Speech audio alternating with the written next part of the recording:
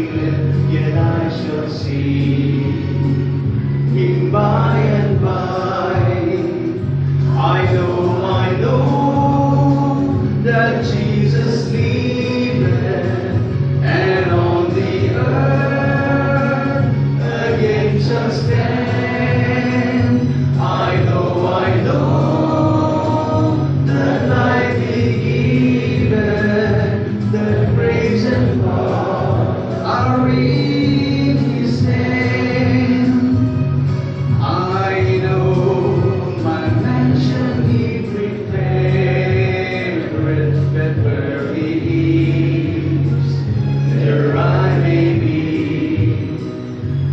Oh, wondrous Lord, for me He carried, and He at last will come for me.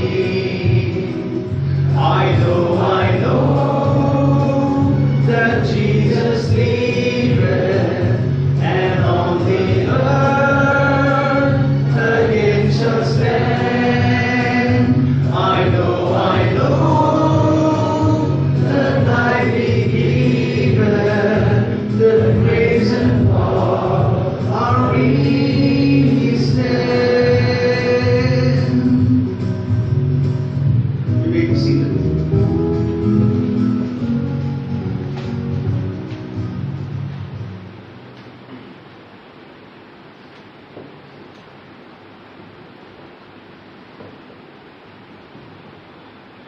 The chosen text for our reflection this morning is the book of Judges. The book of Judges, chapter 6 and chapter 7 respectively. Chapter 6 and chapter 7. The book of Judges. Chapter 6 and chapter 7 respectively. On account of the lack of time, I'll just be reading a few verses. To begin with, Judges chapter 6, verse 1. The people of Israel did what was evil in the sight of the Lord, and the Lord gave them into the hand of Midian 7 years. Verses 11 to 16. Now the angel of the Lord came and sat under the oak at Ophrah, which belonged to Joash the Abisrite, as his son Gideon was beating out wheat in the winepress to hide it from the Midianites. And the angel of the Lord appeared to him and said to him, The Lord is with you, you mighty man of valor. And Gideon said to him, Pray, sir, if the Lord is with us, why then has all this befallen us? And where are all these wonderful deeds which our fathers recounted to us, saying, Did not the Lord bring us up from Egypt? But now the Lord has cast us off, and given us into the hand of Midian. And the Lord turned to him and said, Go in, this might be of yours, and deliver Israel from the hand of Midian. Do not I send you? And he said to him, Pray, Lord, how can I deliver Israel? Behold, my clan is the weakest in Manasseh, and I am the least in my family. And the Lord said to him, But I will be with you, and you shall smite the Midianites as one man. Verse 25. That night the Lord said to him, Take your father's bull, the second bull, 7 years old, and pull down the altar of Baal, which your father has, and cut down the Asherah that is beside it. Verse 27. Gideon took 10 men of his servants and did as the Lord had told him. But because he was too afraid of his family and the men of the town to do it by day, he did it by night. Now, Judges chapter 7, verses 2 to 3. The Lord said to Gideon, The people with you are too many for me to give the Midianites into their hand, lest Israel bond themselves against me, saying, My own hand has delivered me. Now therefore proclaim in the ears of the people, saying, Whoever is fearful and trembling, let him return home. And Gideon tested them, 20,000 returned, and 10,000 remained. Verse 8. He took the jars of the people from their hands, and their trumpets, and he sent all the rest of Israel, every man to his tent. But retained the 300 men, and the camp of Midian was below him in the valley. Verse 16, and he divided the 300 men into 3 companies, and put trumpets into the hands of all of them, and empty jars with torches inside the jars. And finally, verses 20 to 21. And the 3 companies blew the trumpets and brought the jars, holding in their left hands the torches, and in their right hands the trumpets to blow. And they cried a word for the Lord and for Gideon. They stood every man in his place round about the camp, and all the army ran. They cried out and fled. This is the word of God. Friends, I'd like to share a few thoughts on the life story of Gideon and on the process through which God transformed him into a hero based on the book of Judges chapter 6 and chapter 7. Now, chapter 6 verse 11 tells us that Gideon was just an ordinary farmer who had no desire to be anything more than a farmer. He neither had any political aspirations nor had any desire to become a military leader. But God had a different plan for him. The story of Gideon is unique because it is the story of how God transformed him, or how God turned him into a hero out of nothing. It is not just a story of a great hero, but it is a transformational story as well. Before we discuss the story of Gideon, a brief look into the context of the Israelites during the period of the Judges would be fitting. Now, the period of the Judges was one of the lowest times in Israel's history. The final verse of the book of Judges, that is chapter 21 verse 25 reads, "In those days, Israel had no king. Everyone did what was right in his own eyes." Now, there are 7 series of sin recorded in the book of Judges. The series of sin began with the disobedience of the Israelites, which resulted in bondage and misery as God's punishment. Then God would raise one of the judges to call people back to Him. This resulted in repentance, deliverance, and rest. But in their years of peace and prosperity, once again the Israelites, once again they drifted away from God. They deserted God. Their moral decline was followed by military oppression from outside. For a period of 300 years, the Israelites bounced back and forth from being faithful to God, from being faithful and obedient to God, to being disobedient to God. It is in this context that the story of Gideon emerges. Gideon was raised by God. He was raised by God to deliver the Israelites from the Midianites and from the Amalekites. The Midianites and the Amalekites would wait until the Israelites had finished planting their crops and would steal their crops and animals when the harvest came. All that the Israelites could do was run to the hills and hide from their enemies. This continued for 7 years until finally the Israelites cried out to God for help. Until finally they cried out to God in desperation. God heard their cry and responded in grace. Then God called an unknown man, Gideon, to deliver the Israelites out of oppression. Friends, when we think of heroes, we are inclined to think of power, courage, strength, intellect, personal charisma, wealth, so on and so forth. But Gideon had none of this. He was just an ordinary farmer. At first, he was reluctant to respond to God's call. He began to make all kinds of excuses as to why he couldn't do what God was calling him to do. But through his personal encounter with God, he was transformed in a special way. God then prepared him for leadership in a most unlikely way. I find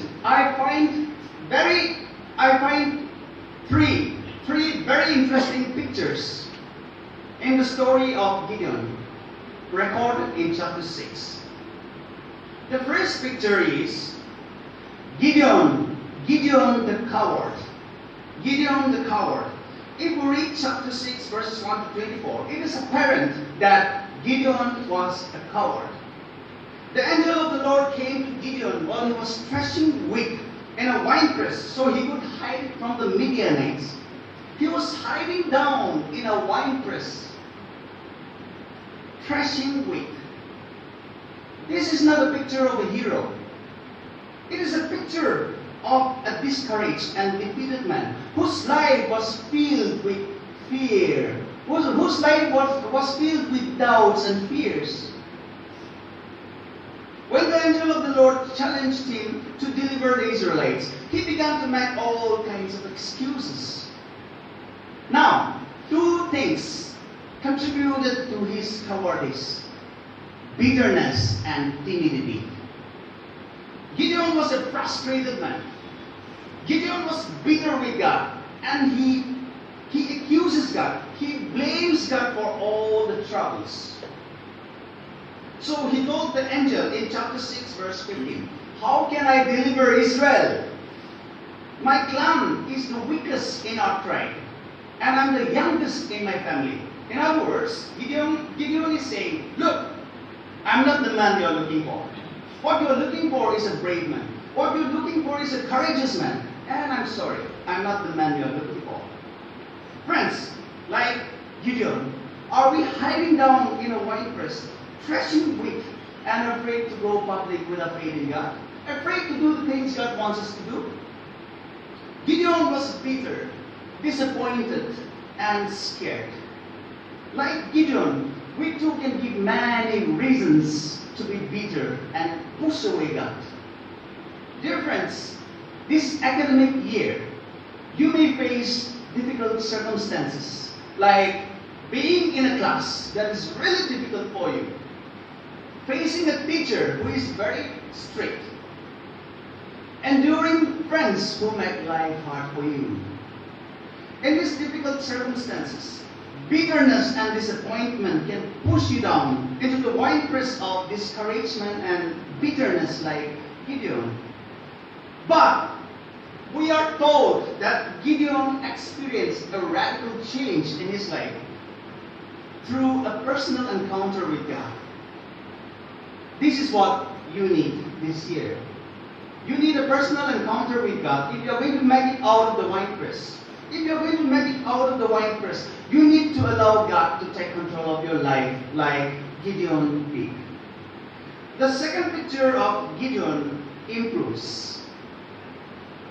The second picture of Gideon improves when he had a personal encounter with God, where God promises to empower him for the task. Now, very interesting. Now, Gideon the coward becomes Gideon the challenger. Gideon the coward now becomes Gideon the challenger. In chapter 6, verses 25 to 32, it was one thing to have a personal encounter with God, but it is absolutely another thing to stand up for God in public. When God challenges Gideon to be all that he can be, he began to clean up his own backyard. He tore down the idolatry and demolished his father's Baal altar and built an altar for God. In other words, he set his own house in order. Although he was still afraid, although Gideon was still afraid, he was willing to take risk right at home.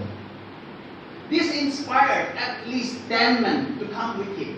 And later, he was able to assemble 32,000 men. Just imagine. You know, friends, one amazing thing about restacking is that it inspires and challenges others to step out in faith.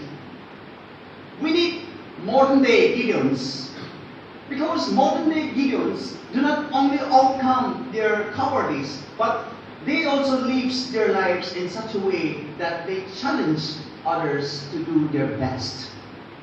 This story points to the fact that it takes courageous faith to trust and obey God's call.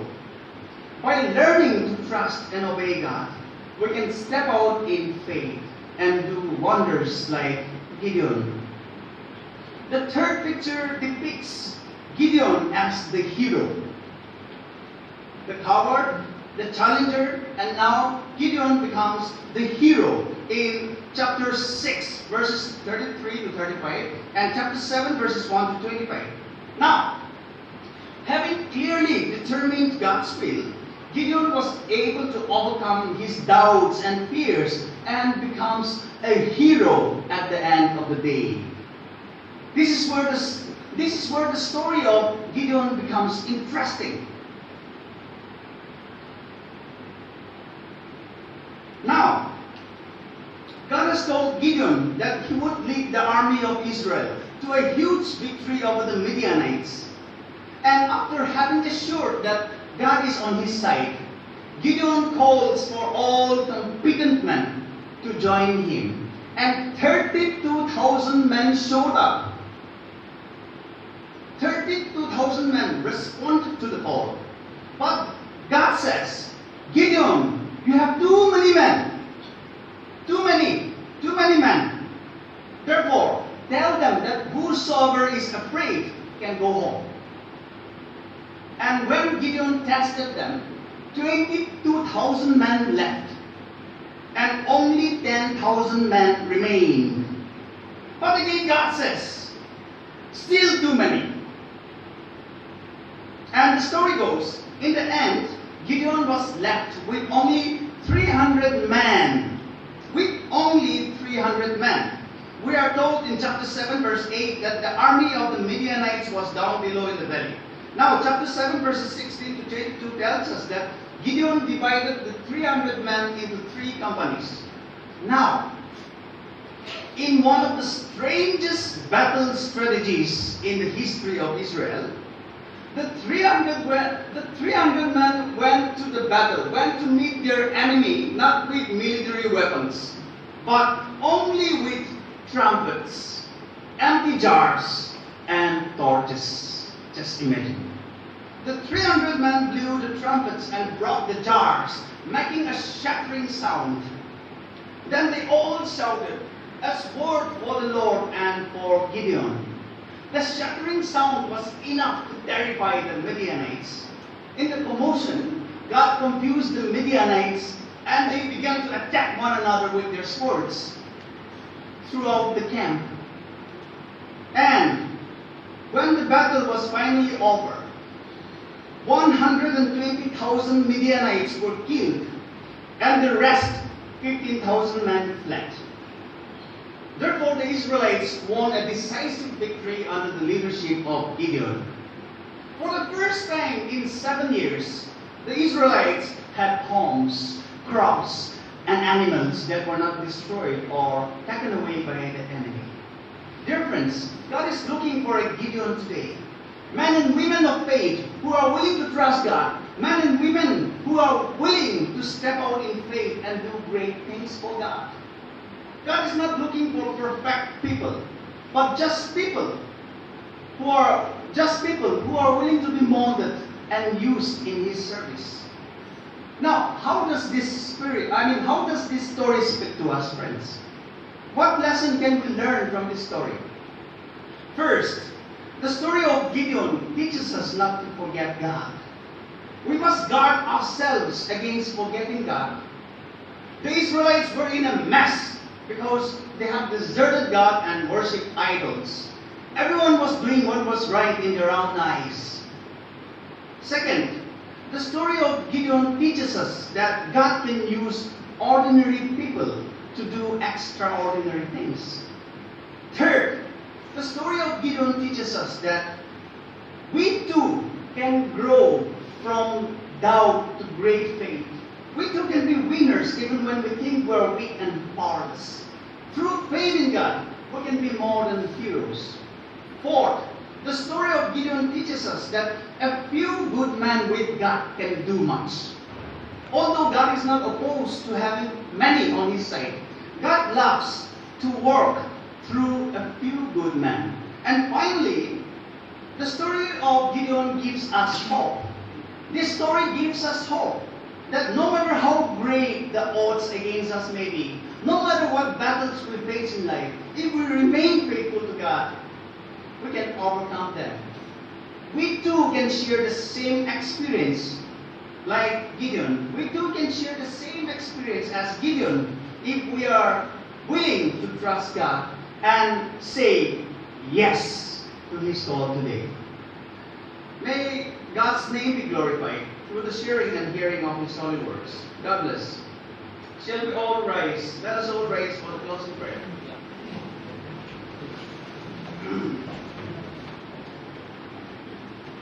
Let me pray. Almighty gracious Lord, we thank you so much for your presence in our midst and for speaking to us through your living words. May your name be glorified.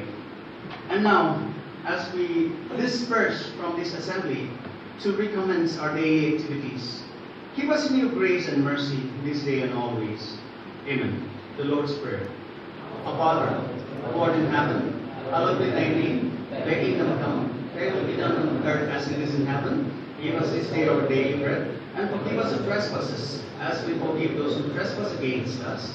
And lead us not into temptation, but deliver us from all evil. For thine is the kingdom, the power of the glory, forever and ever. Amen. May the grace, love, and sweet koinonia of the Triune God rest and abide with us and with all God's children all over the world, today and always. Amen. Have a glorious day, friends.